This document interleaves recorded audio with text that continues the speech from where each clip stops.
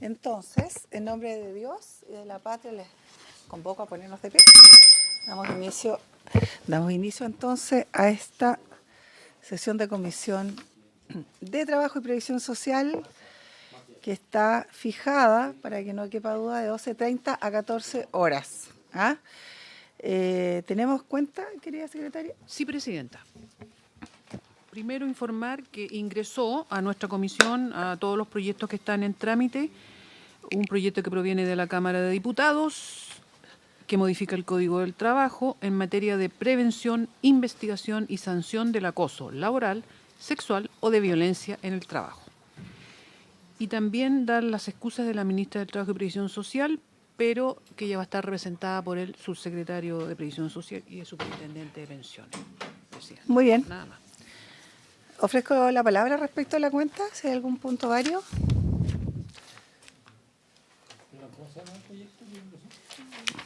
Perdón, modifica el Código del Trabajo en materia de prevención, investigación y sanción del acoso laboral, sexual o de violencia en el trabajo. Investigación. ¿Ley cuánto? ¿Karina? Ya. Karin. Muy bien. Ya. Bueno, ya que no hay palabras solicitadas y dando inicio a lo que es la tabla de esta sesión de comisión, quiero saludar, como siempre lo hacemos, a los honorables senadores integrantes de nuestra comisión de trabajo, miembros o integrantes permanentes, al senador Galilea y también al senador Saavedra Gastón. También saludar especialmente a quienes están hoy día presentes a propósito de los puntos de tabla, en particular, ¿cierto?, al subsecretario de Previsión Social, don Claudio Reyes, bienvenido, subsecretario, a su asesor, Francisco Neira, también al superintendente de pensiones, don Osvaldo Macías, y al jefe normativo, Patricio Ayala.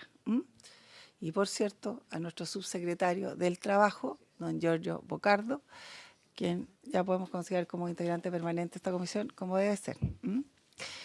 Muy bien, también a los asesores, y nos abocamos entonces a lo que indica el primer punto de la tabla, que a propósito y del trámite legislativo viene con suma urgencia y que es justamente dar inicio al estudio del proyecto de ley que flexibiliza los requisitos de acceso, incrementa el monto de las prestaciones al seguro de desempleo de la ley 19.728 y establece otras modificaciones que indican.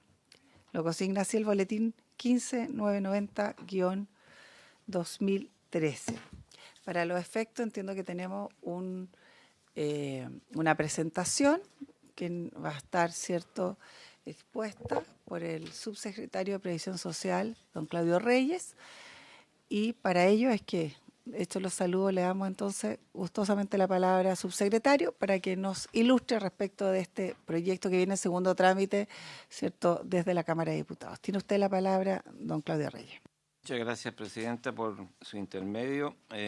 Voy a presentar este proyecto de ley que como se manifiesta, flexibiliza los requisitos de acceso, incrementa el monto de las prestaciones del seguro de desempleo o seguro de cesantía, como se le conoce, y establece otras modificaciones. Vamos a hablar de algunos antecedentes, los fundamentos del proyecto y el contenido de la propuesta. En relación a los antecedentes, en primer lugar, establecer que la ley 19.728 del año 2009 estableció un seguro obligatorio de cesantía en favor de los trabajadores dependientes regidos por el Código del Trabajo y que tiene como objetivo aminorar las dificultades que se producen entre los trabajadores y trabajadoras cuando estos pierden su empleo a través de distintos mecanismos, entre los cuales el fundamental es la entrega de ingresos monetarios con cargo a una cuenta individual por cesantía, el acceso al llamado Fondo de Cesantía Solidario, la asistencia para la búsqueda de nuevos trabajos y así como la entrega de capacitaciones. Este seguro recoge los principios de la seguridad social, particularmente el de la solidaridad, y es una herramienta de protección esencial ante la contingencia del desempleo. A modo de ejemplo, y después posteriormente el superintendente también lo irá a ratificar, según lo informado por la Superintendencia de Pensiones en su último informe mensual del mes de junio de este año, el total de beneficiarios al mes de mayo de 2023 fue algo más de 243.000, con un incremento del 33,6% y un monto promedio de beneficio algo superior a los 472.000 pesos, lo que también implica un alivio para las familias de estos trabajadores y trabajadoras que pasan por una situación muy compleja. En este contexto, la siguiente, por favor. En este contexto, el presente proyecto de ley, sí, por favor, la siguiente. Ahí. En este contexto, el presente proyecto de ley lo que busca es robustecer esta herramienta de política pública para que sea más efectiva, solidaria y sostenible.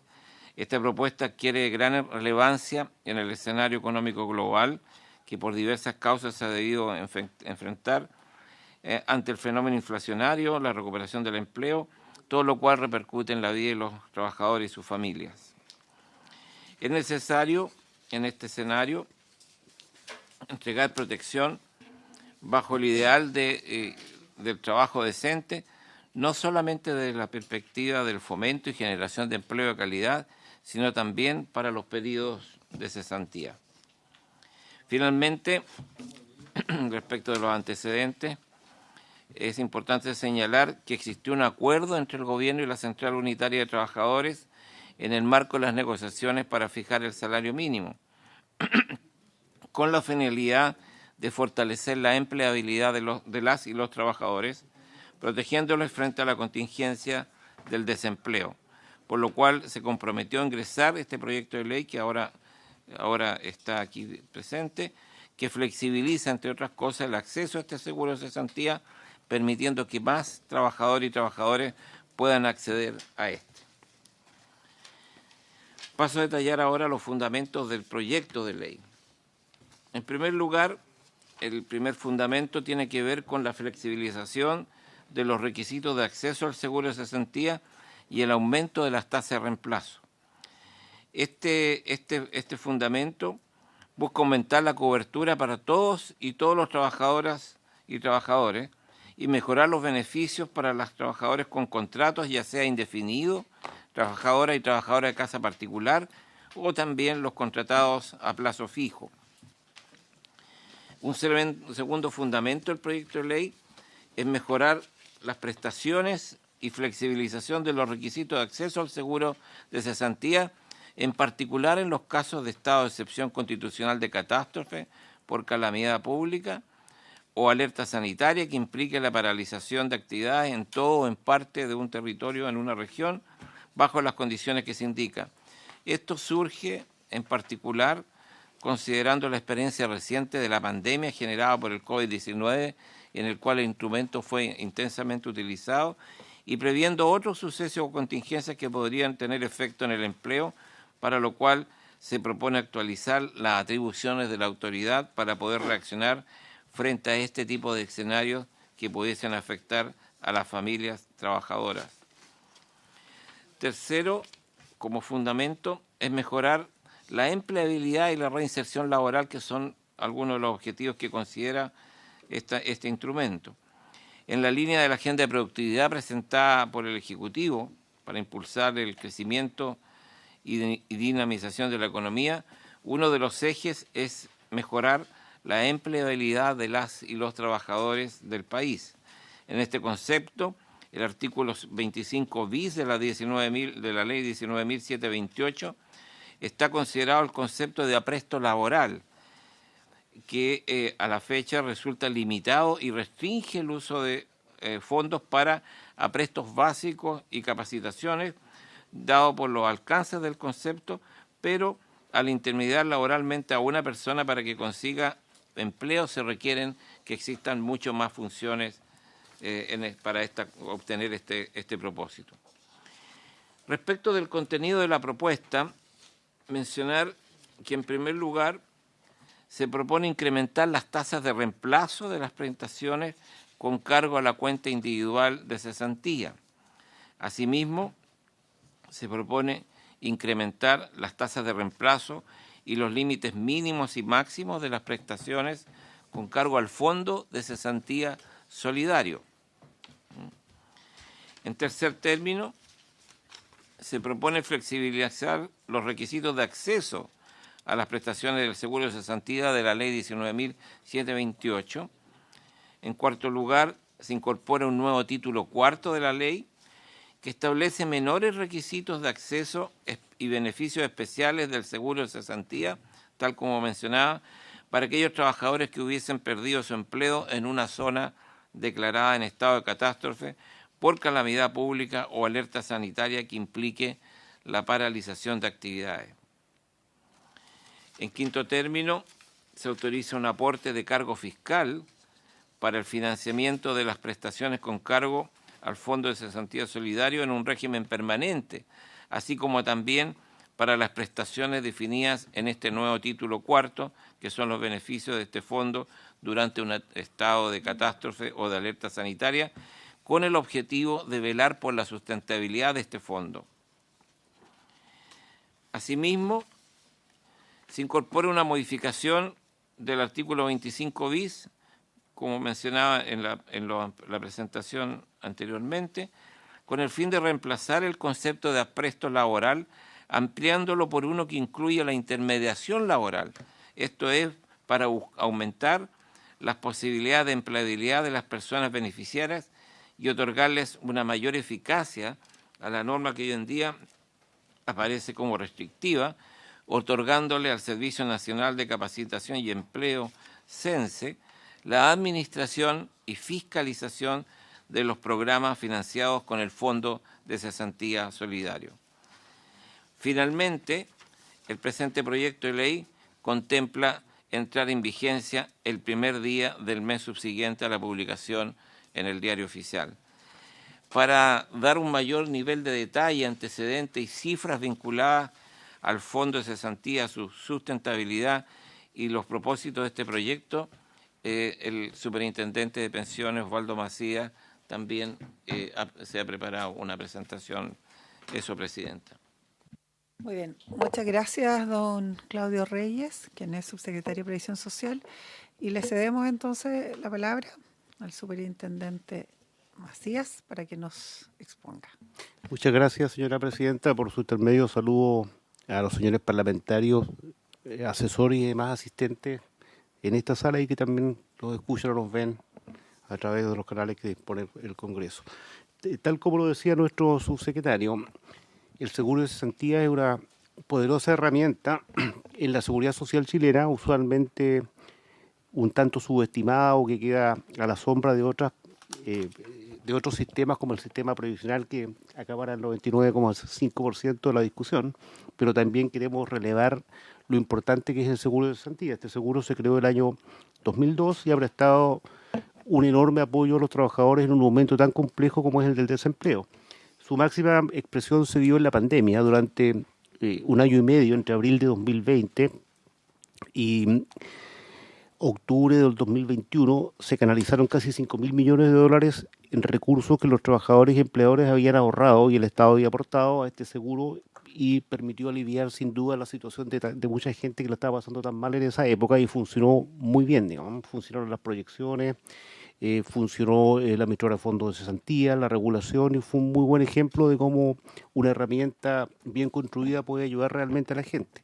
Hoy día este proyecto que traemos a la discusión de los señores senadores, precisamente lo que busca hacer es fortalecer el funcionamiento de este seguro, aprovechando la experiencia acumulada en más de 20 años, siempre cuidando su sustentabilidad, pero aumentando la cobertura para todos los trabajadores que están afiliados a este seguro y aumentando las prestaciones, sobre todo para aquellos trabajadores a plazo fijo que hoy día están en una situación más desmedrada que los trabajadores a plazo indefinido. También considera medidas permanentes para situaciones de catástrofe, que cada vez que tenemos una catástrofe en Chile, que tenemos muchas, y con el cambio climático vamos a tener más, tenemos que legislar sobre la marcha. Entonces la idea aquí es adelantarse a eso y por eso se presenta también esta alternativa en el proyecto de ley.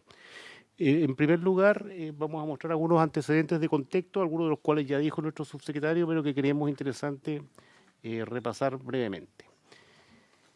Aquí hay un resumen del seguro de cesantía y lo que son sus principales cifras. Voy a mostrarlas rápidamente. Hoy día el seguro de cesantía tiene 11,5 millones de personas afiliadas, considerando que nuestra población es de 19 millones de personas, ustedes podrán apreciar que es bastante elevada la cobertura que tiene. Cotizan mes a mes más de 5 millones de trabajadores.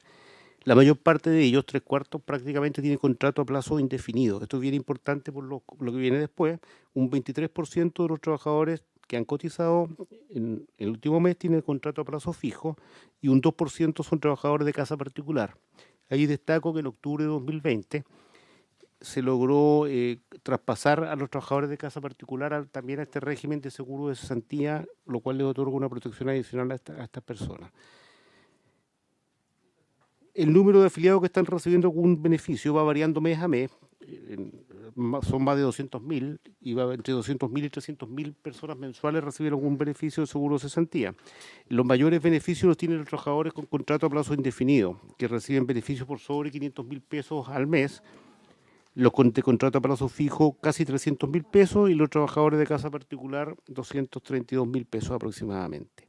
Los fondos acumulados hasta ahora son de 13.000 millones de dólares aproximadamente, de los cuales 10.000 millones de dólares están en las cuentas individuales de los trabajadores y 3.000 millones de dólares en el denominado Fondo Solidario de Cesantía.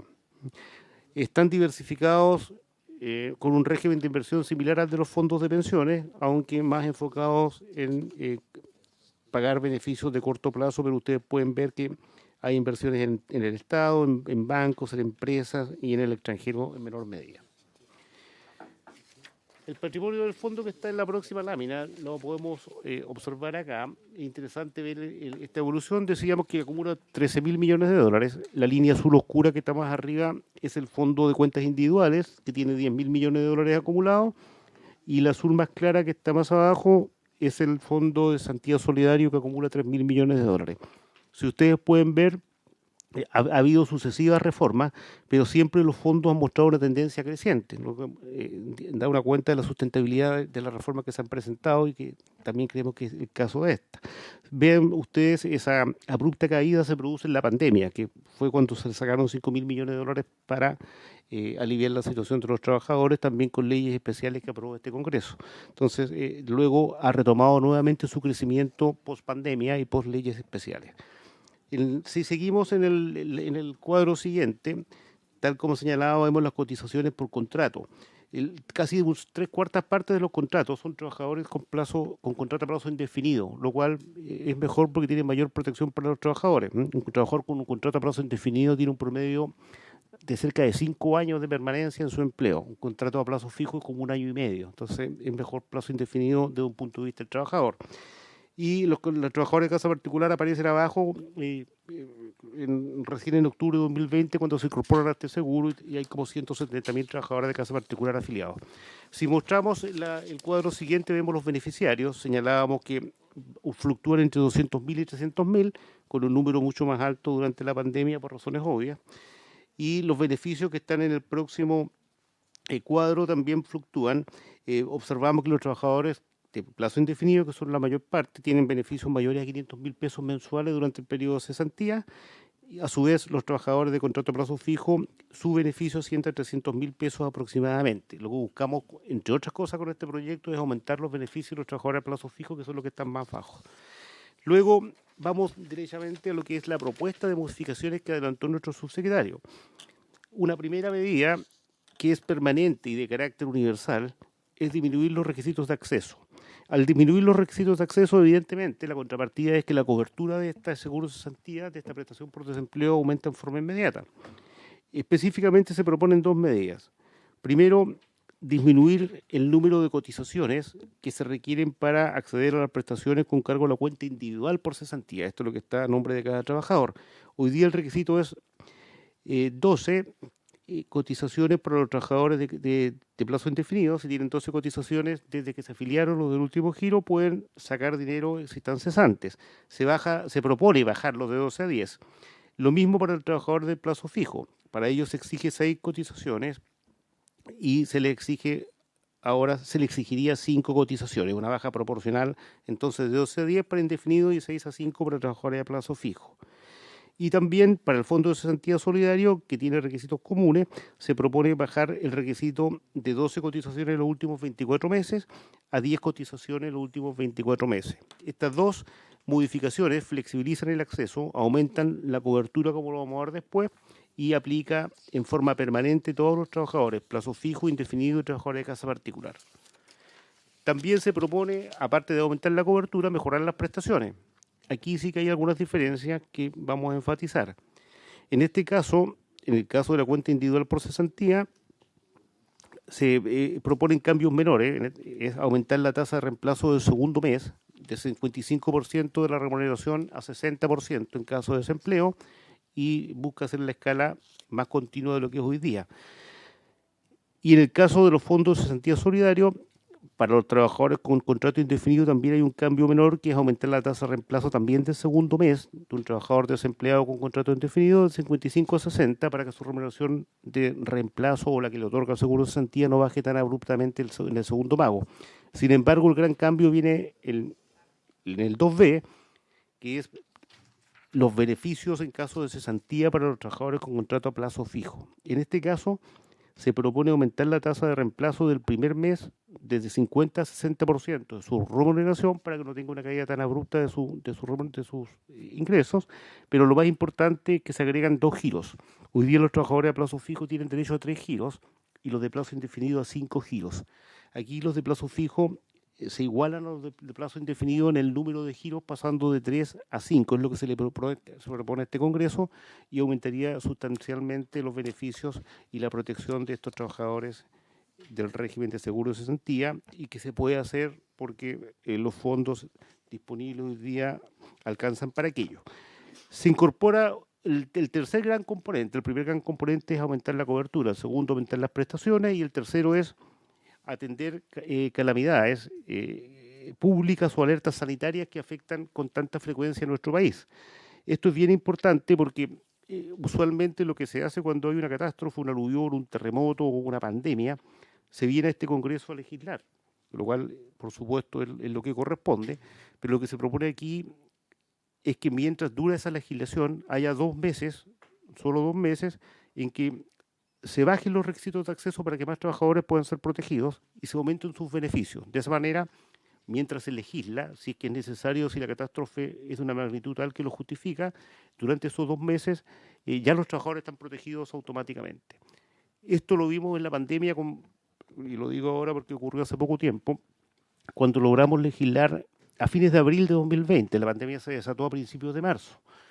Se legisló muy rápidamente y muy bien en el Congreso. Se sacaron varias leyes de protección al empleo, la primera a fines de abril, y permitió inmediatamente salvar los empleos de cientos de miles de trabajadores y mantenerles sus ingresos, en parte al menos. Entonces, ahora lo que se busca es justamente, para una situación de ese tipo, una no tan extrema, tener 2 meses automáticos por mientras se legisla para que los trabajadores estén cubiertos y protegidos desde ya, ¿no?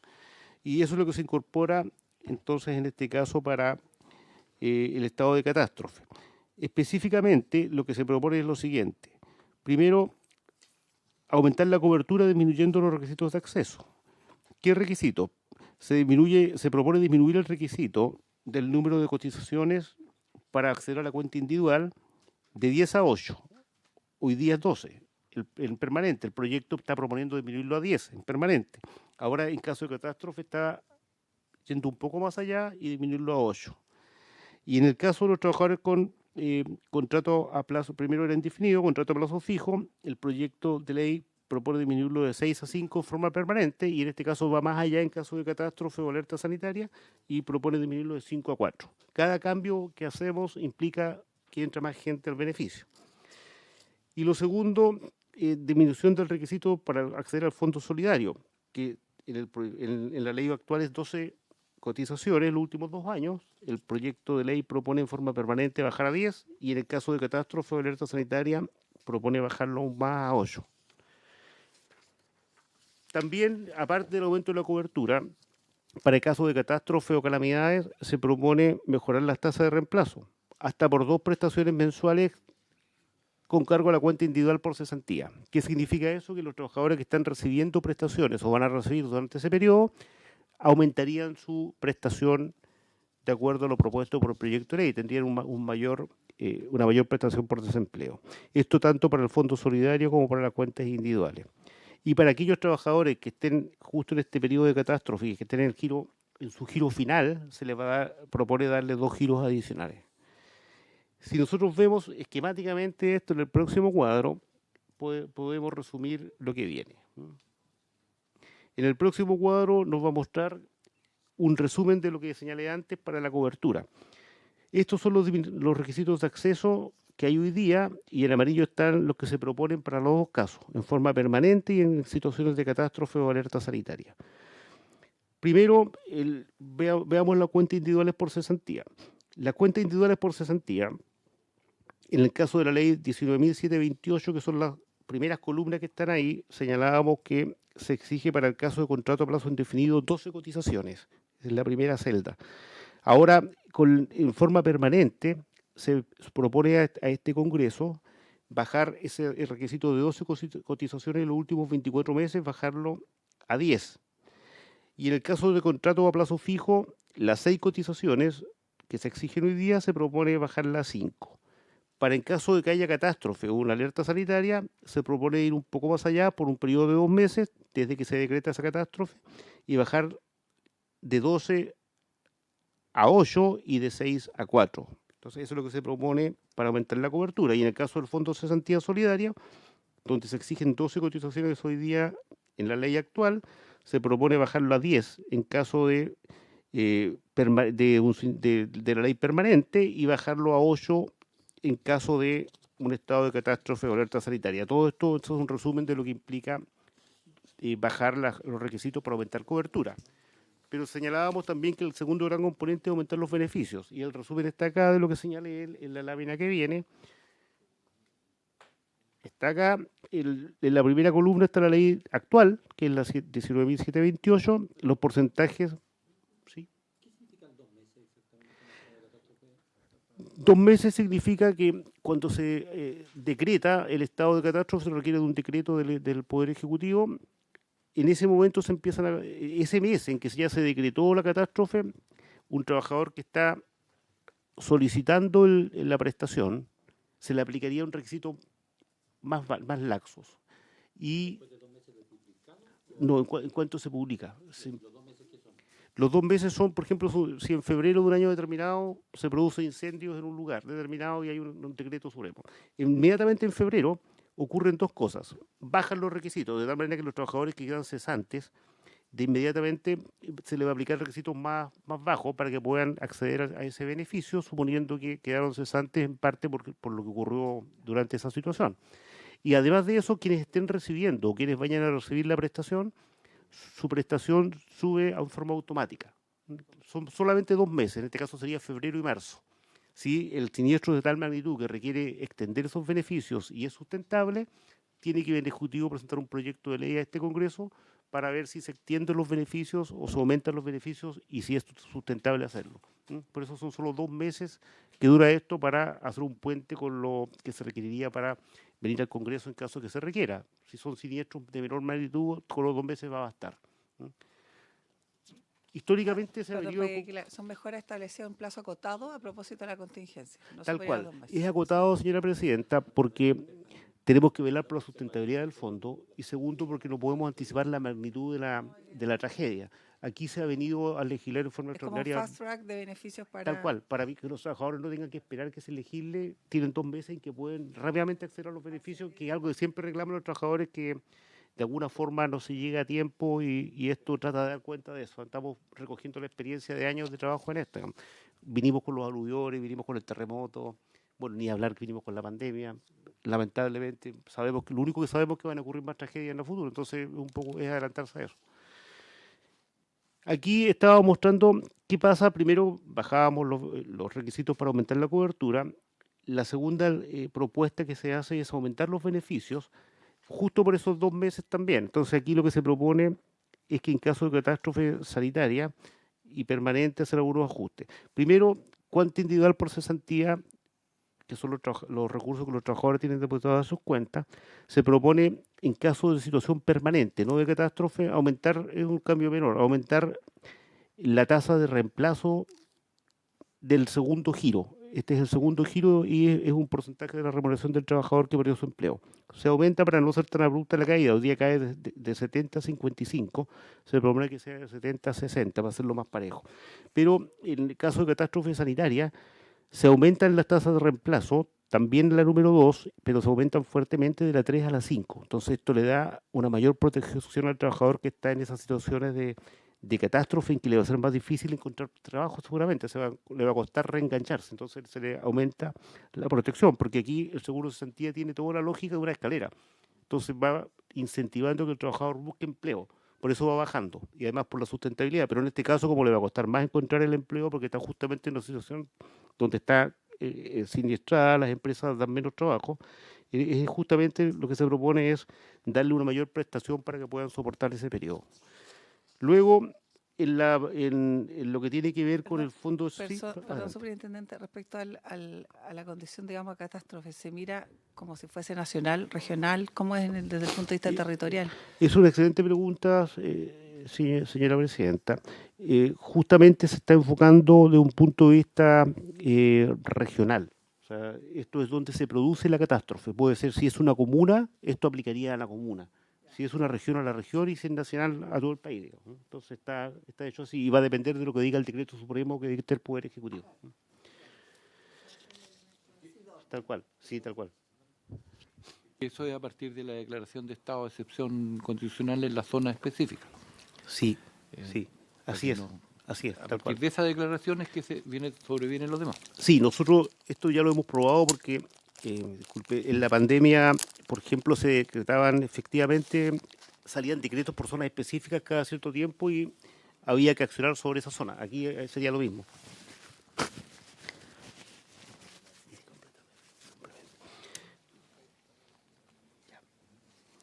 Después me complementa.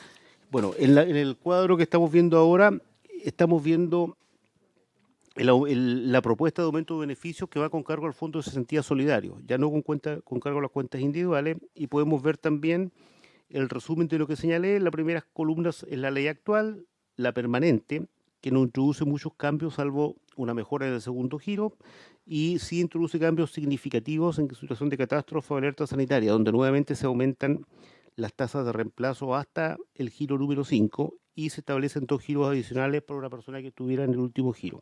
Se aumentan también los valores inferiores y superiores de las prestaciones, ¿no? El Fondo Solidario es importante, se llama solidario porque aparte del porcentaje de la remuneración considera un mínimo y un máximo. Entonces un trabajador que tiene una renta muy baja tiene siempre un mínimo asegurado con el Fondo Solidario. Entonces por eso es un Fondo Solidario.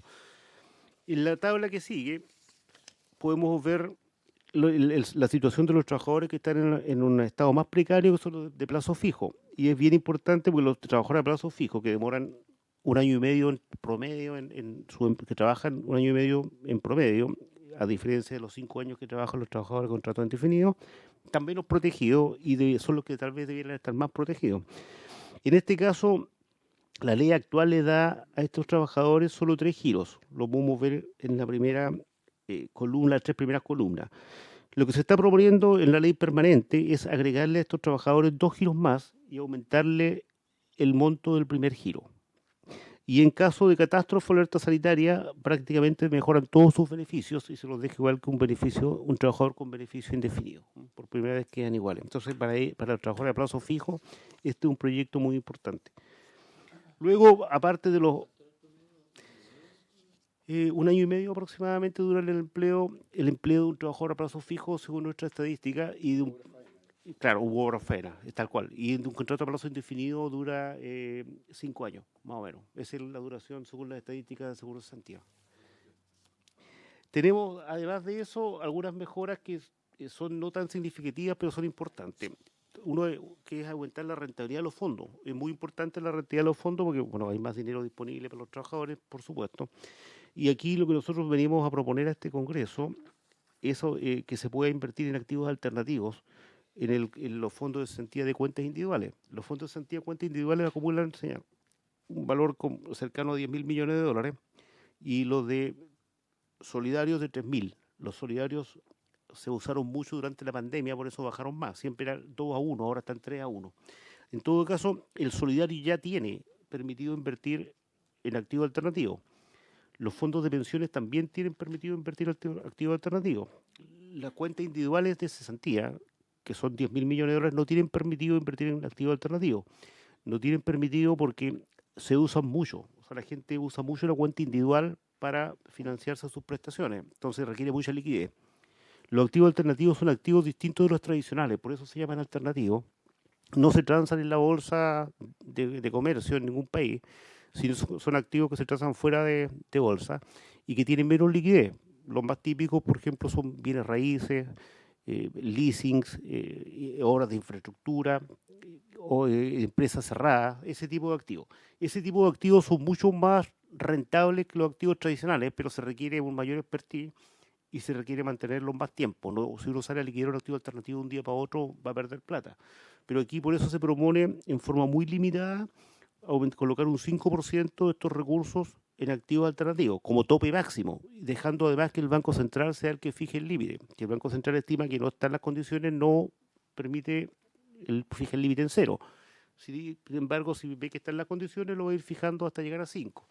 Nosotros tenemos una experiencia mayor en los fondos de pensiones. El año 2017 se autorizó la inversión en activos alternativos y han rentado el doble que los activos tradicionales. 2 veces en la proporción es 2-1 y un poco más todavía. Entonces han sido un muy buen instrumento, pero hay que hacerlo bien. Como hemos visto la experiencia que ha funcionado en los fondos de pensiones y también ha funcionado en el fondo solidario, proponemos a los señores senadores que también se puede autorizar una pequeña inversión en activos alternativos en estas cuentas individuales. ¿Qué porcentaje de inversión en esos fondos alternativos estamos Se hablando? propone invertir un máximo de 5%, pero Ya. que el Banco Central fije el límite entre 0 y 5, ¿no? Para hacerlo prudencial. Techo 5. Techo 5 y piso 0. Podría el Banco Central no autorizarlos también, digo. Entonces se propone eso. Exactamente, tal cual. Esto funciona que la superintendencia le pide al Banco Central que lo haga con un informe que lo justifica. El Banco Central lo analiza y luego ve si fija el límite solicitado o no, digamos, ¿no? Tiene esos recuerdos. Luego hay otro cambio que se propone acá. Perdón, ¿y esas solicitudes son anuales? Las solicitudes no tienen periodicidad. Cuando se estime Cuando conveniente, sea la contingencia. tal cual, se solicita. Perfecto. El aporte fiscal que se propone acá es bien importante también. Perdón, superintendente, le hacemos una interrupción. El senador Galilea pide la palabra. Disculpe. Don Osvaldo, a propósito de los activos alternativos, un par de preguntas. En las normas del Fondo de Cesantía Solidario, cuando que entiendo que invierte parte en activos alternativos, y lo mismo en las AFP, ¿cuánto se reglamenta vía reglamento, valga la redundancia? ¿Qué tipo de empresas califican para como elegibles para comprarle activos alternativos? Porque ese es un mundo extremadamente amplio. Hay Sí. operadores clase A, clase B, clase C y clase Z. La liquidez es efectivamente un tema muy complejo y ahí engancho a la segunda pregunta, que es cuando hay episodios tipo pandemia. Si es que está en el tope del 5%, naturalmente por efectos de pagos, muy probablemente va a quedar sobre el 5%. Entonces, no recuerdo si en las modificaciones legales a propósito de la pandemia o si hay que preverlo para el futuro, en caso de comportamientos anómalos en el fondo del fondo, en la cantidad del fondo, cómo debiera establecerse que este 5% se ajusta en el tiempo, porque de repente va a ser imposible cumplir con la regla a golpe y porrazo. Entonces, quería saber ese... Muy bien. Gracias, señor Galilea. El señor Moreira ha pedido también la palabra.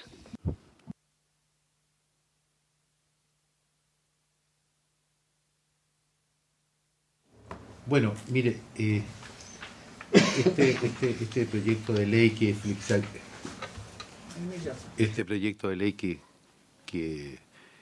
flexibiliza de alguna manera los requisitos de acceso y que se abre una cobertura mayor de la prestación de seguro, del seguro de desempleo. A mí lo que me preocupa es lo siguiente.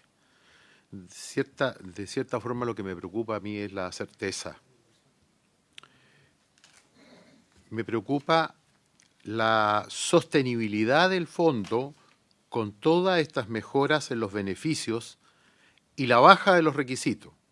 Yo entiendo que el proyecto plantea la posibilidad de un crédito del fisco en caso que el fondo baje de cierto monto y el fondo tendría 10 años para pagarle al fisco ese crédito. Eso es lo que entiendo yo. Me preocupa que la propia norma dice que si el fisco señala que el fondo no va a poder pagar ese crédito en ese plazo, no va a prestar... ¿Puedo, don Francisco? Ya. Me preocupa que la propia norma dice que si el fisco señala que el fondo no va a poder pagar ese crédito, en ese plazo no va a prestar la plata, ¿significa que el fondo va a quebrar? ¿Cómo se defiende el fondo de cesantía si está obligado al pago de prestaciones, pero se va quedando sin fondo o no logra recuperar lo gastado? Y también, otra pregunta, ¿qué criterios se usaron para determinar que se mejore el segundo mes y no otros meses que recibieron muchos menos aportes? ¿Por qué se ha pensado en sumar un cuarto y un quinto mes por los contratos de plazo fijo? ¿No será un incentivo a no buscar pega en ese periodo? Respecto de los estados de excepción, el beneficio se otorga de acuerdo al lugar donde el trabajador, presta servicios o donde tiene el domicilio o ambos. Esas dos inquietudes a mí me asisten sobre su exposición. Gracias, presidenta. Gracias, senador Moreira. Hago una consulta a propósito del Timex. Tenemos suma urgencia para este proyecto, pero igual vence la suma urgencia, ¿cuándo? 7 de septiembre. Es decir, podemos darnos también otra semana a propósito de los tiempos. Y lo segundo es si prefiere, superintendente, responder ahora a este punto, a propósito de que quedan muchas hojas para su presentación, o dejamos que termine, si es que hace referencia a lo mejor a estas temáticas luego, y respondemos al final. Le consulto. Gracias, señora presidenta. Algunas de las preguntas las podría responder ahora porque luego no las voy a volver a tocar. Muy bien. Y hay algunas que sí se tocan después y podría responderlas después. Perdón un segundo. Entonces, les pregunto a los colegas senadores si hay alguna pregunta en referencia a este fondo que quisieran plantear de inmediato para que él hiciera referencia. Senador Walker, senador Galilea, senador... No sé si era de las que... senador Galilea, le vamos a dar al senador Saavedra y luego a usted. No, lo mío tiene que ver con la definición, con la disculpa del más para el subsecretario, que tiene que ver con las declaraciones de estados de excepción. Como este derecho público, si no está claramente estipulado el origen de la declaratoria, pudiera no aplicarse la medida después de uso del fondo o de acceso al beneficio.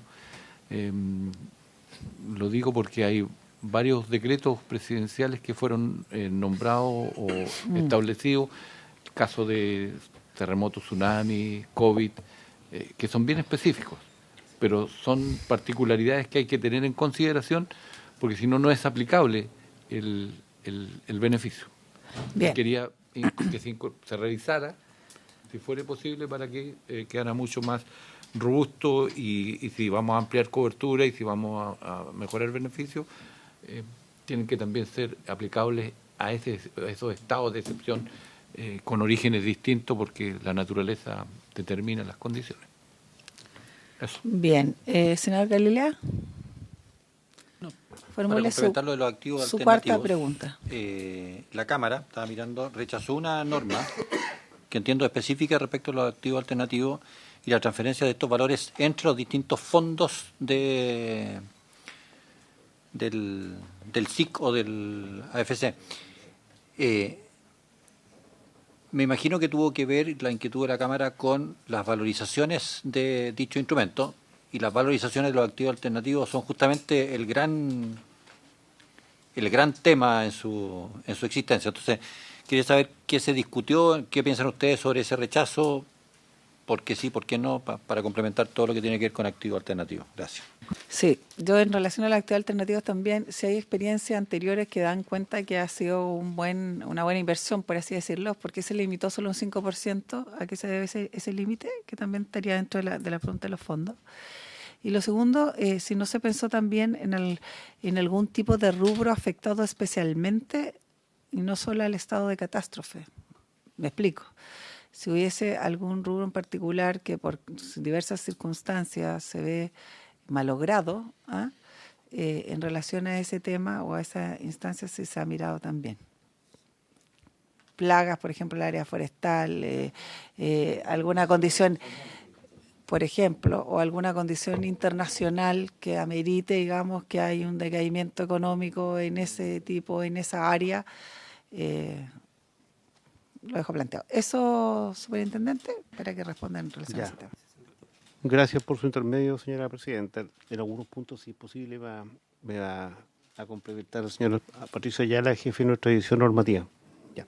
Respecto a lo que señalaba el senador Galilea de los activos alternativos que estábamos justamente discutiendo, hay varias cosas ahí. Una que es bien, ahí sí, una que se escucha mejor. Una que es bien importante, que tiene que ver con los excesos de inversión. Yo creo que ese es un buen punto. Efectivamente, una cosa que nos preocupa y que voy a enganchar con la última pregunta que me hizo el senador, cuando hay situaciones catastróficas, como la pandemia, se tuvo que empezar a liquidar activos en forma acelerada. Primero se van liquidando los activos más líquidos, o sea, lo que uno va, claro, si me está venciendo el depósito a plazo, obviamente pesco eso y esa plata pago.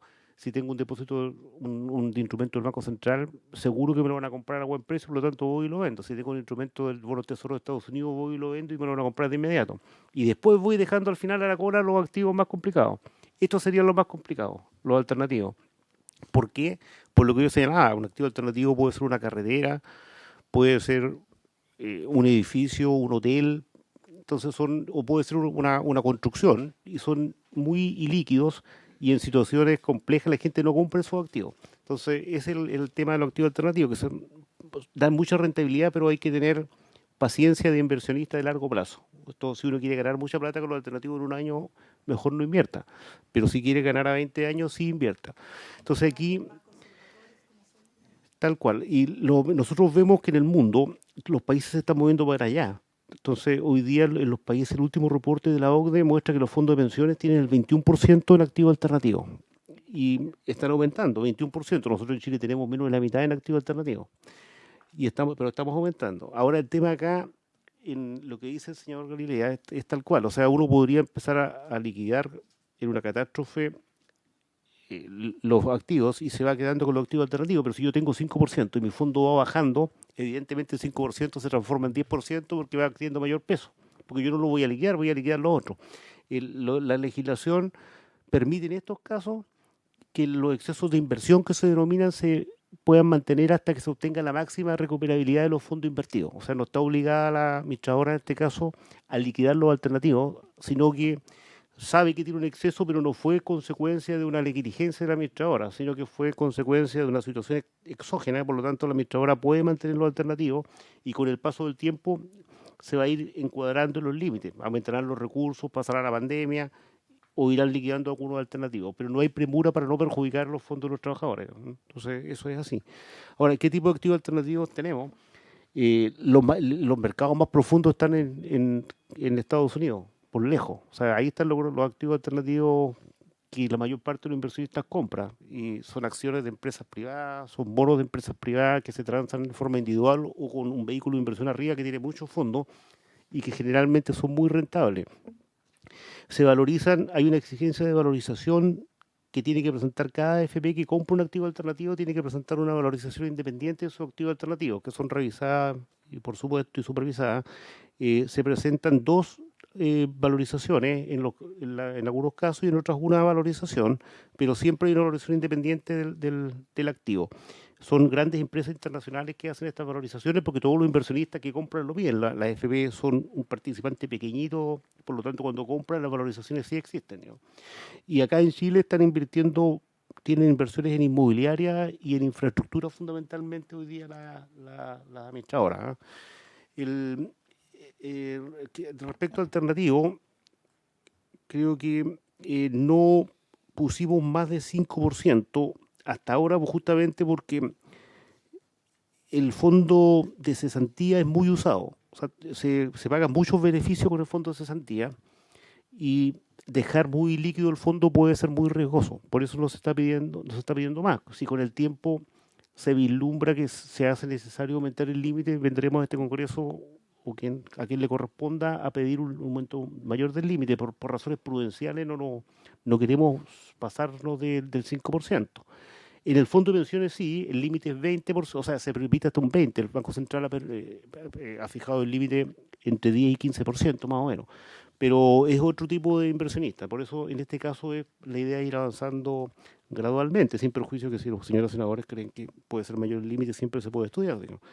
Ahora, ahí, para terminar con los alternativos por ahora, justamente nosotros teníamos una norma que nos fue rechazada en la Cámara que permitía que pudieran traspasarse alternativos entre fondos. En este caso, como hay dos fondos, el Fondo Solidario y el Fondo de Cuentas Individuales, lo que se permitía era que el Fondo Solidario le pudiera traspasar activo alternativo al Fondo de Cuentas Individuales y viceversa, al precio que esté marcado en la valorización que es supervisada por la Super.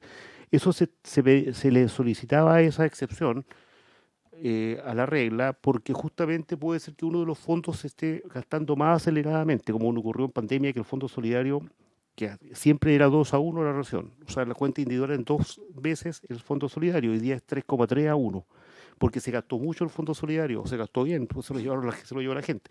Pero el tema aquí es que justamente si el Fondo Solidario hubiera tenido mucho activo alternativo, hubiera sido conveniente tal vez pasar algunos alternativos al Fondo de Cuentas Individuales y que le pase fondos más líquidos al Fondo Solidario, o viceversa. Entonces, esa flexibilidad nosotros la creíamos necesaria para proteger mejor los fondos, pero en la Cámara nos hicieron la objeción en la discusión, en la Comisión de Hacienda de la Cámara, de que ellos creían que la valorización podía tener problemas, pues efectivamente no es una valoración precisa, pero la mejor es la de mercado, pero esta no es de mercado, pero sí es una valoración económica.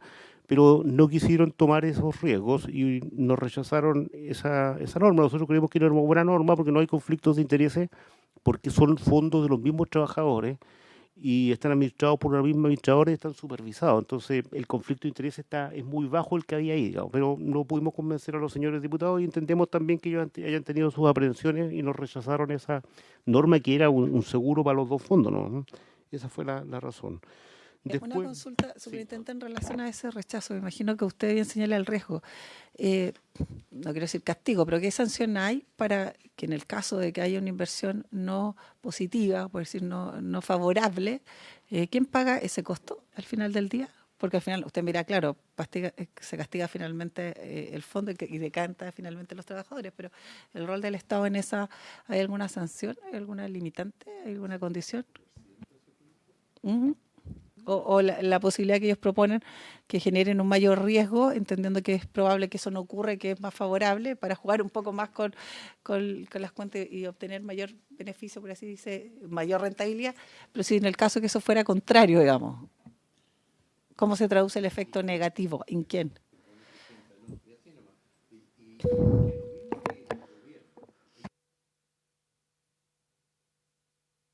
Lo mismo, a propósito de la pregunta importante que hace la senadora Carvajal, ustedes como gobierno siempre, como oposición y como gobierno, y nosotros últimamente, algunos, no todos, hemos hecho algunas críticas a las AFP, claro, de que uno de los problemas que había es que cuando estas platas estaban afuera o estaban en el mercado, si había pérdida, la asumían los propios cotizantes y no, entonces aquí hay que predicar con el ejemplo, así que me parece muy buena la pregunta de la senadora Carvajal. ¿Qué resguardo hay frente a eso?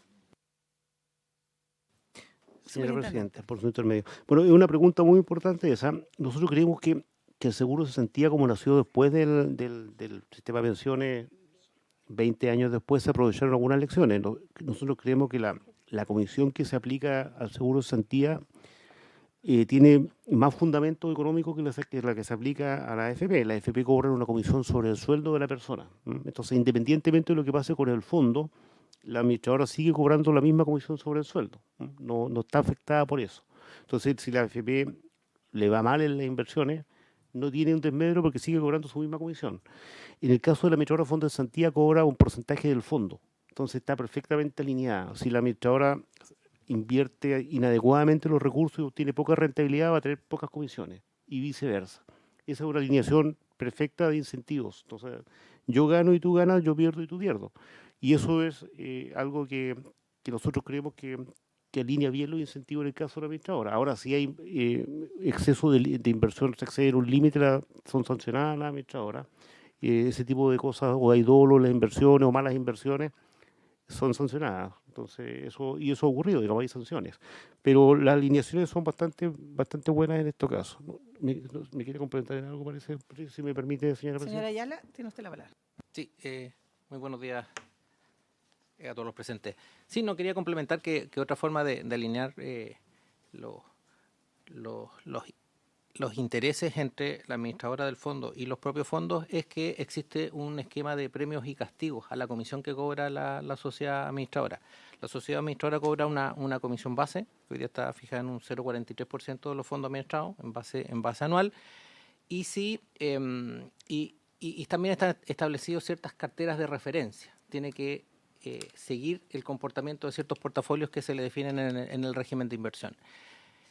Si hace inversiones y que son malas inversiones, saliéndose un poco también de lo que son las carteras de referencia, y en el extremo son demasiado malas, va a tener un castigo que es un 10% del valor de su comisión, ¿ya?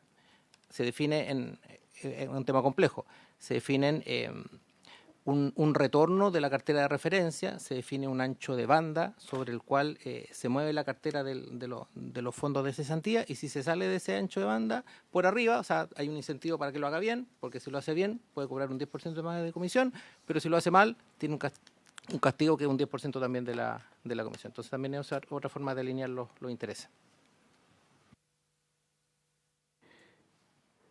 Gracias. Quisiera alguna de las preguntas, senador Moreira, responderla ahora y las otras más adelante. La de la sustentabilidad, vamos a mostrar la sustentabilidad. Por eso preferiría postergar eso, pero sin embargo hay otras que sí podemos responder ahora. Por ejemplo,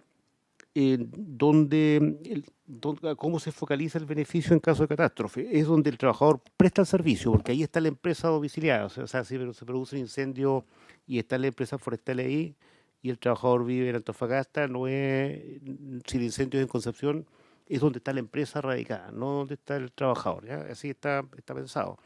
Y para eso necesitamos saber dónde trabaja la persona, ¿no? Hay algunas propuestas en el proyecto de cambio legal, una que es que la administradora de fondos de cesantía pueda solicitarle al empleador o al trabajador antecedentes para conocer bien su domicilio si es que no lo tuviera, y también hay un convenio en ciernes con la Dirección del Trabajo. La Dirección del Trabajo, que con la FC y la Superintendencia, tiene una base de datos donde tiene el domicilio del trabajador y del empleador. Entonces, con esa base de datos, más la información adicional que pueda conseguir la administradora, y la que ya tiene, va a determinar si el trabajador, aunque tenga un domicilio distinto al de la empresa, el beneficio se pague cuando esté en el lugar de la empresa afectada, ¿no? Esa es la idea. Por los rubros, a propósito, por ejemplo, de un caso que para nosotros es muy importante en Chile, que es el tema de la minería, por ejemplo. Si se detecta una catástrofe en el ámbito minero, donde a lo mejor, claro, distinto es que los trabajadores vengan de la Sesta, del Argenteñuelo, probablemente no les afecta la territorialidad, pero sí les afecta el rubro, porque se desplazan hasta allá. Es por eso que de pronto decía yo, la posibilidad de mirar justamente cómo impacta aquello en trabajadores que sin perjuicio de no estar bajo la condicionante territorio, sí están bajo la condicionante rubro, independiente del lugar. Pero bueno, eso hará, me imagino, seguramente para algunas casuísticas, probablemente si lo queremos mirar para más adelante, pero interesante resulta mirarlo también a propósito del rubro.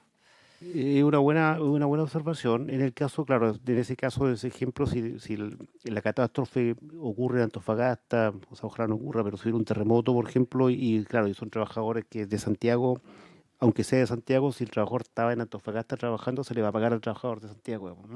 La otra mirada es interesante, sin embargo, igual, adelantando un poco, el Fondo Solidario eh, cubre esta ley, pero no cubre mucho más, entonces no sería sustentable por ahora seguir avanzando, pero sí una buena idea para prospectarla.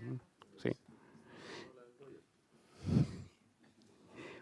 Otra cosa que nos pregunta el senador Moreira se refiere a los giros adicionales.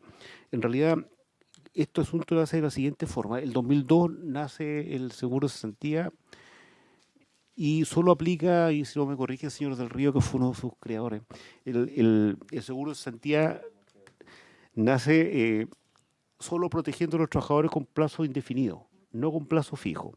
Con el tiempo se le incorporan modificaciones a la medida que va avanzando el proyecto y unos pocos años después se le da protección a los trabajadores con contrato a plazo fijo, se le da 3 giros. 3 giros a diferencia de 5 giros y son 3 giros de menor cuantía que los de plazo indefinido.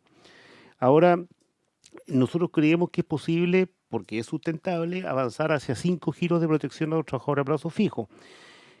Entendemos perfectamente, porque no es la idea de que las personas no busquen trabajo, esto no es la idea de sino que esto realmente es un sustituto a un periodo muy complejo para un trabajador, que es la pérdida de su empleo. No es un sustituto que a nuestro juicio implique que la persona deje de buscar trabajo, porque no son montos muy grandes, digamos. O sea, los montos son 400.000 pesos y un trabajador de plazo fijo es mucho menor. Veíamos que no alcanzaba 300.000 pesos lo que recibe al mes y sin duda va bajando mes a mes. Por lo tanto, creo que darle 2 giros más a un trabajador de plazo fijo y con un monto de 30% de tasa de reemplazo.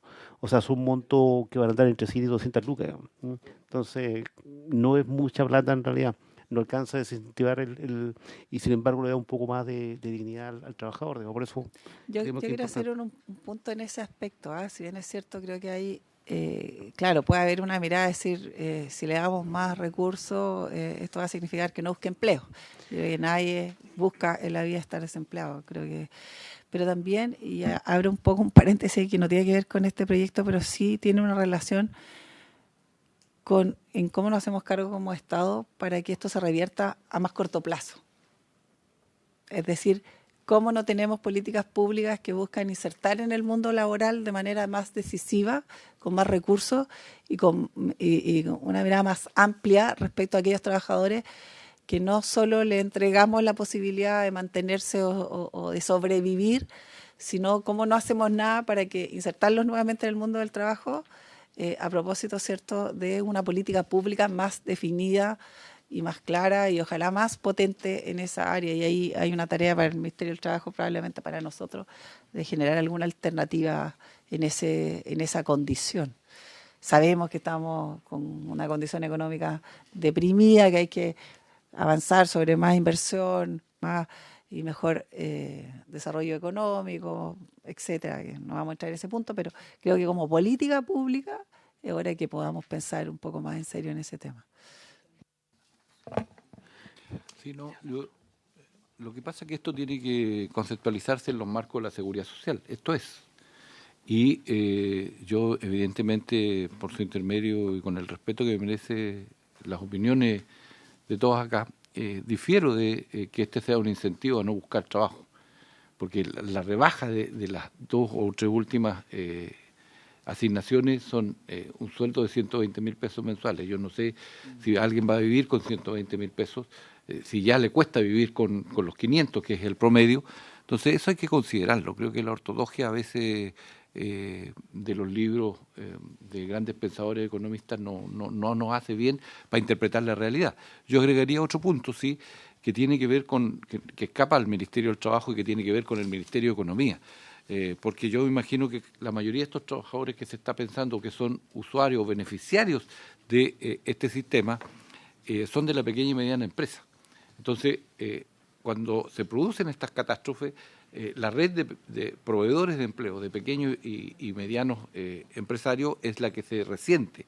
Y allí entonces, tal vez, y no tal vez, sino que con toda certeza, es una de las situaciones que hay que considerar también en zonas de catástrofe, pero en el otro ministerio, el Ministerio de Economía, cosa que tengamos una política pública más ecosistémica para el abordaje de este tipo de situaciones, porque catástrofes nos van a seguir pasando. O sea, tenemos que prepararnos para lo que pase en los incendios. Y no solamente para ir a apagar los incendios o para contenerlos, sino que para cómo abordamos como país, como nación, en su conjunto, el desafío de la reposición de la red de protección social, porque protección social es esto, pero también es el empleo y también es los otros servicios que tiene que tener una persona, una familia para vivir como corresponde en un país que aspira a vivir en la modernidad en el siglo XXI.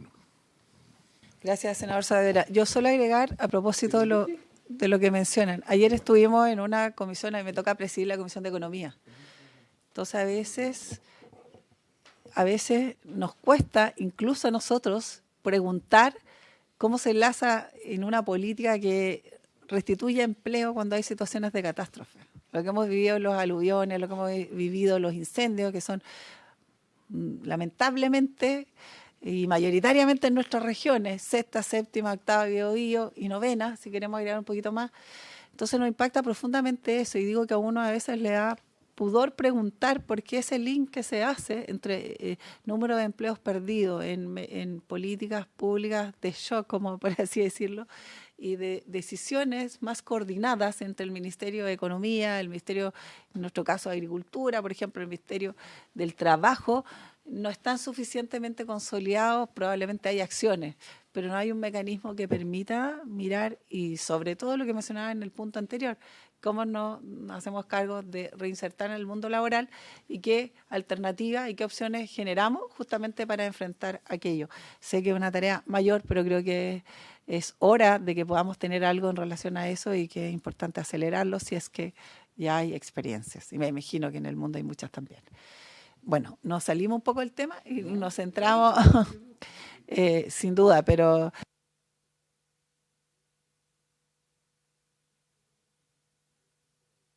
Porque me dijo, no, si no importa que no salga la audio. No, lo que yo te quiero decir, uno cuando legisla, no es que crea que algo está malo, uno tiene que ponerse en todos los casos. Entonces, por eso yo hice la pregunta de que, oye, esto no será un incentivo, tienes que ponerte en todos los casos.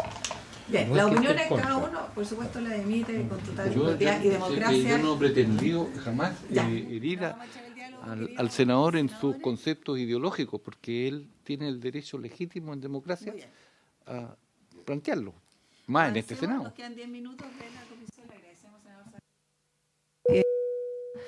Y le cedemos entonces la palabra al superintendente para que nos exponga y ojalá terminemos la presentación porque tenemos 12 hojas que nos quedan. Sí, pero hay 10 de anexos, así que nos queda poquito.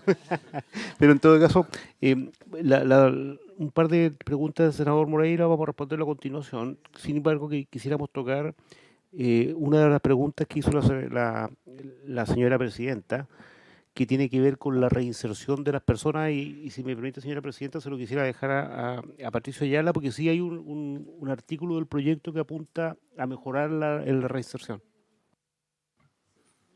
Señala la Secretaría, así que le dejamos entonces para... Sí, perfecto. Sí, relativo a otras herramientas para facilitar la reinserción laboral, el PDL también, como señala el superintendente, contempla un artículo. Hoy hay un artículo en la ley que está vigente, que es el 25 bis de la ley 19.728, que contempla programas de apresto para trabajadores con bajo índice de empleabilidad. ¿Ya? Esto es para ayudarlos a insertarse en el mundo del trabajo nuevamente, pero esto está muy limitado. Son programas de apresto y que están definidos en un reglamento que básicamente es ayuda y capacitación para enfrentar entrevistas de trabajo y hacer currículum vitae. Son cosas demasiado como básicas. Entonces lo que hace el proyecto de ley es ampliar este concepto y reemplazarlo por uno que dice relación con la intermediación laboral.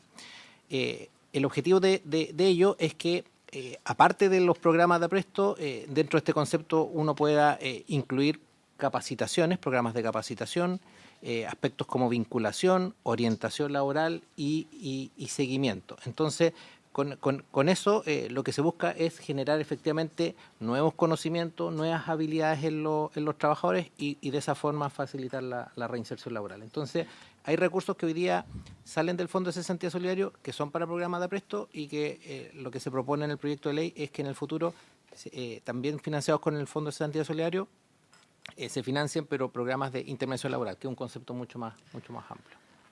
Está bien, valoramos esto, a prestarse a, pero la verdad es que eso sigue siendo muy débil. Hay hoy día una realidad que nos golpea a diario. Hay consuelo laboral, hay gente que ha ejercido no por condición y no por opción, por necesidad, una misma labor durante muchísimos años.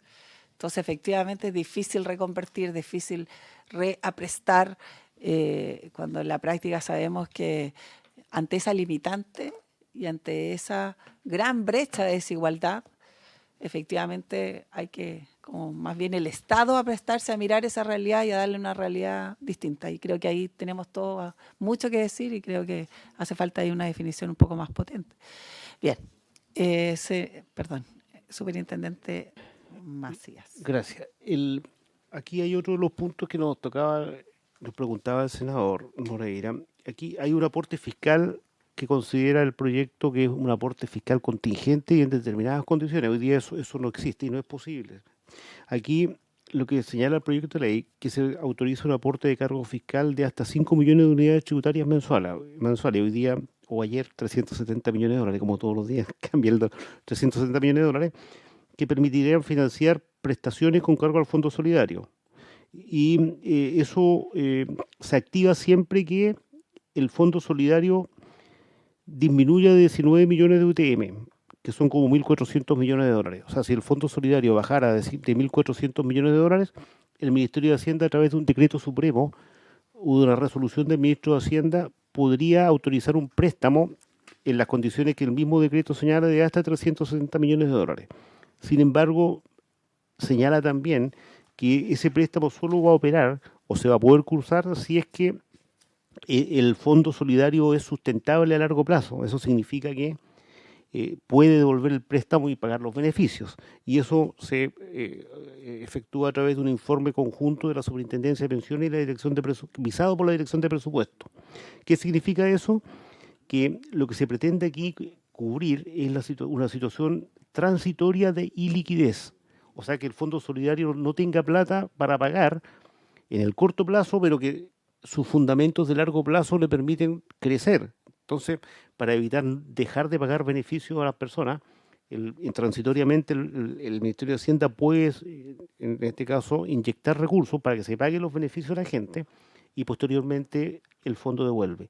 Si esto no es posible, o sea, si el Fondo Solidario está desfondado, o sea, es insolvente, en ese caso hay una regla automática en la ley que baja los beneficios de inmediato y tendría que, antes que eso ocurra, evidentemente, el Poder Ejecutivo venir a este Congreso y presentar alguna alternativa de solución para que después se le puedan seguir pagando los beneficios a los trabajadores. Pero si la situación es transitoria, se permite esto. ¿Y por qué se hace esto? Porque ya en el futuro nunca es igual que la Constitución del pasado. Todo ha cambiado. Ahora todo ha cambiado y hay volatilidad y eventos inesperados todos los días. Entonces, por eso se pone esto para dar más certeza. Igual que las catástrofes, la misma lógica que hay detrás. Por último, en lo que es el contenido del proyecto de ley, la vigencia del primer día del mes subsiguiente a su publicación. Se requiere que la Administradora de Fondos de Cesantía pueda implementar todos los procesos y estamos trabajando con ellos hace 3 meses en esto, pero igual es importante. Y el caso de las inversiones es un poco tiempo más porque se requiere el Banco Central y el Ministerio de Hacienda y la Superintendencia preparen la reglamentación. Unos últimos puntos que, si me permite, aquí solamente señalar muy brevemente, pero va a quedar todo esto acá. El aumento de los beneficiarios, yo me quedaría con la cifra de abajo.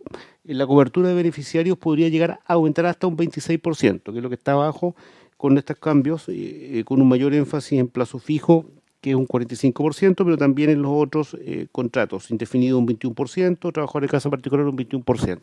Y en el cuadro que viene también están los beneficiarios, pero en este caso lo anterior era por el Fondo Solidario, por la cuenta individual por cesantía, podrían aumentar hasta un 12%.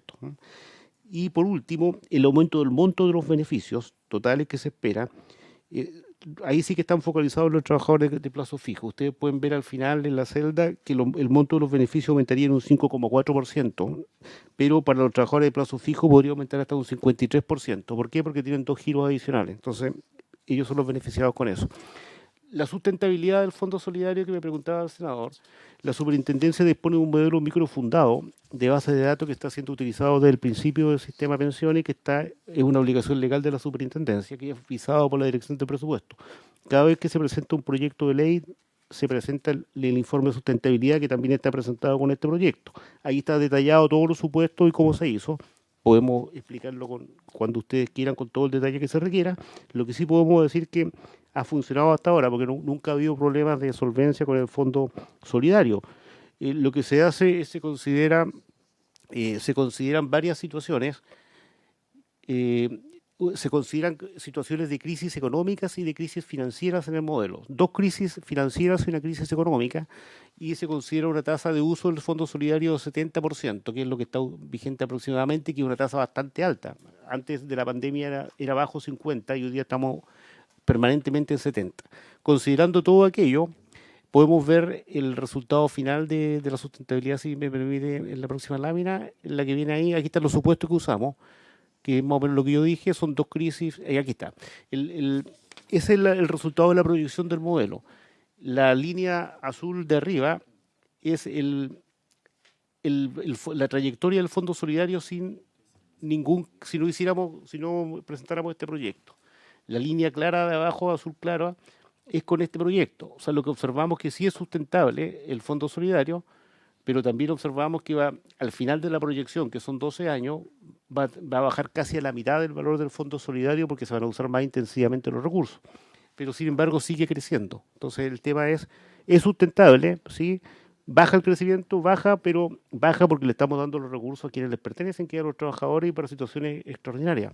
El objetivo del fondo no es acumular fondos indefinidamente, sino que usarlos para los trabajadores, pero en forma sustentable. Nosotros pensamos que razonablemente, considerando situaciones de estrés, sí es sustentable.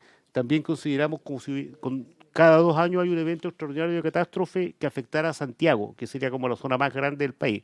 O sea, como simulamos tipo el terremoto que ocurrió en 2010 más o menos, pero afectando a Santiago. Y aún así el fondo resiste. Entonces, creemos que está razonablemente cautelada la inquietud muy válida del senador Moreira.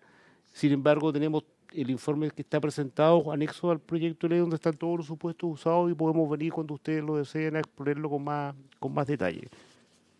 Esa sería, señora presidenta, nuestra exposición disponible para lo que ustedes deseen.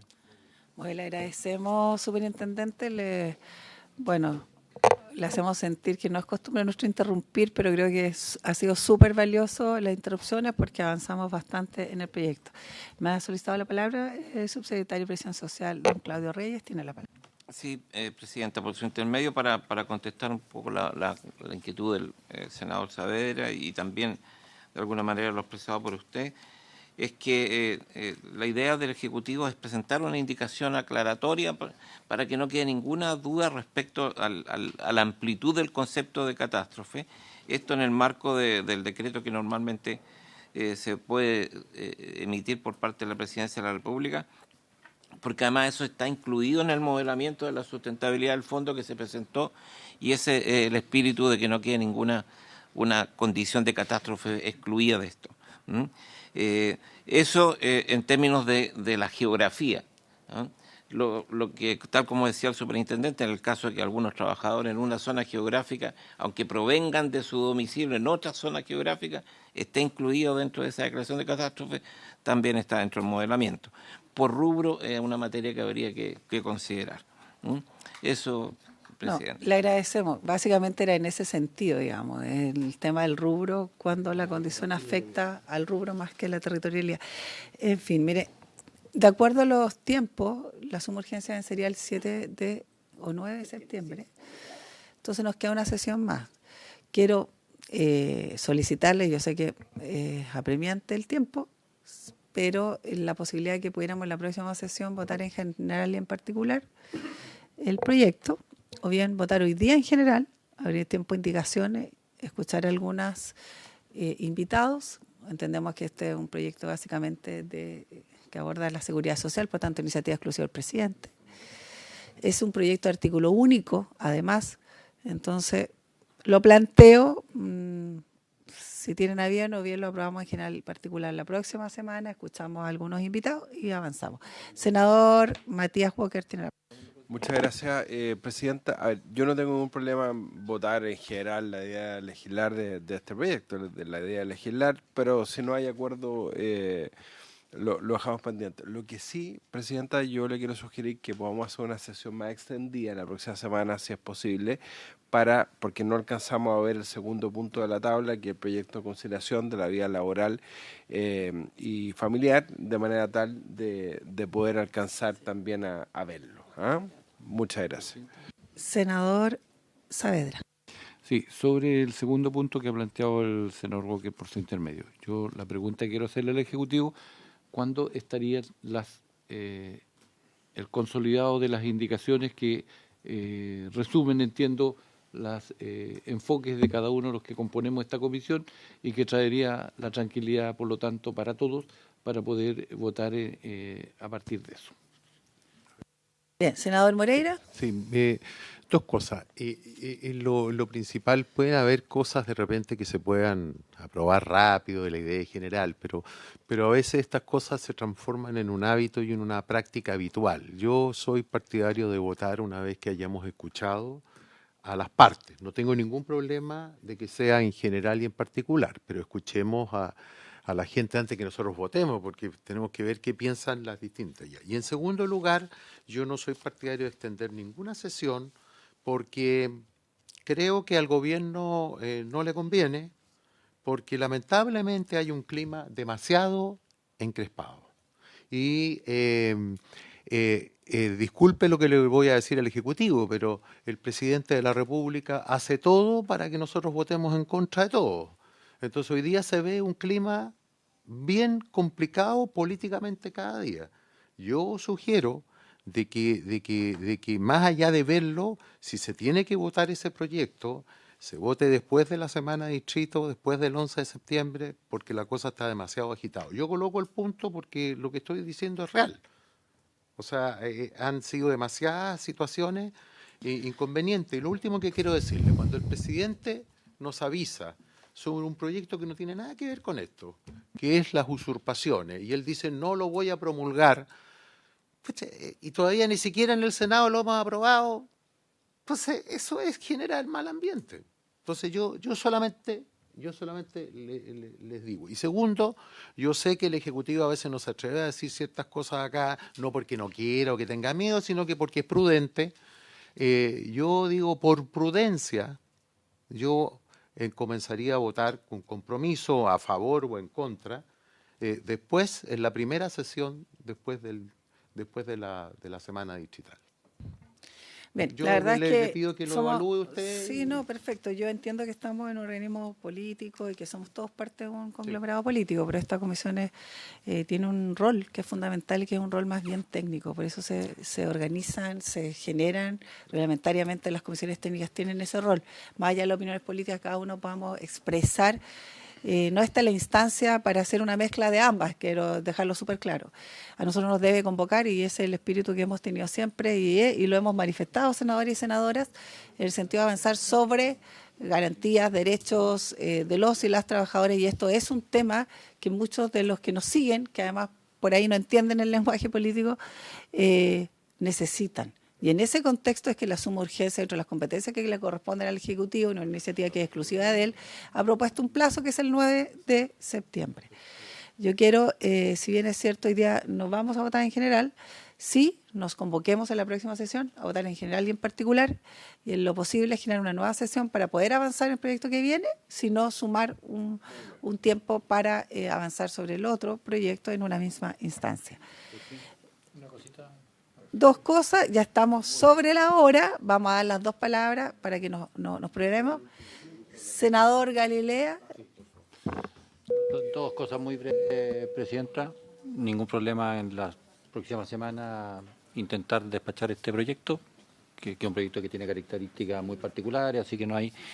Quería sugerir, invitar, no se llama así, comité de usuarios del eso nos ha señalado el Ejecutivo, comité de usuarios del seguro de cesantía. Sí, del seguro de cesantía, creo que es interesante escucharlo y considerarlo para la próxima semana. Y lo otro es que probablemente ya lo han visto, o le llegó al menos, un informe a propósito del otro proyecto, un informe que preparó la biblioteca del Congreso, muy interesante en teletrabajo y la normativa aplicada y que se aplica en prácticamente en muchos países. Entonces, Pero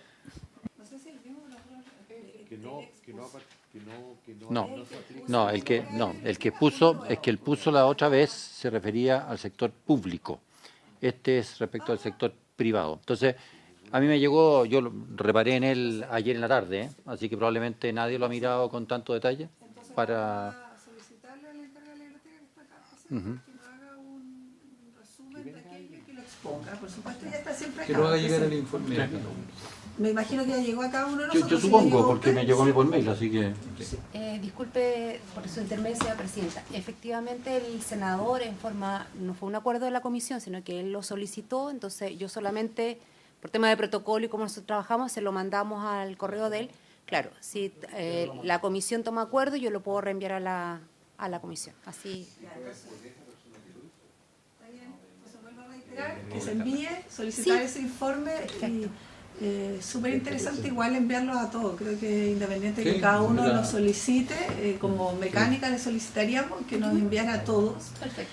Avanzamos en ese contexto y luego que nos exponga en 10 minutos, no más de eso, la próxima semana los resultados de ese informe. Perfecto. Bien, senador Saavedra. Sí, yo lo que quiero pedir a mis legítimos contradictores de derecha, que hagamos abstracción un poco de este clima crispado y de palabras sacan palabras. Estamos acá para resolver problemas. Y hay situaciones que ameritan hacer abstracción de aquello. Este mismo proyecto, que es un fondo de cesantía del cual los recursos son de los trabajadores, no es de nadie más en particular. Estamos legislando sobre algo que les pertenece a ellos y que en definitiva lo que buscamos es mejorar cobertura, mejorar montos y contribuir a superar condiciones muy complejas socioculturales en momentos en donde hay catástrofe. Creo que es desafiante la coyuntura, es cierto, pero sí, pero es que no se puede frenar ni postergar que votemos después del 11, porque tú lo dijiste, yo te escuché. Y lo segundo, el otro proyecto creo que tampoco puede esperar. Creo que ya lo hemos hecho esperar en demasía.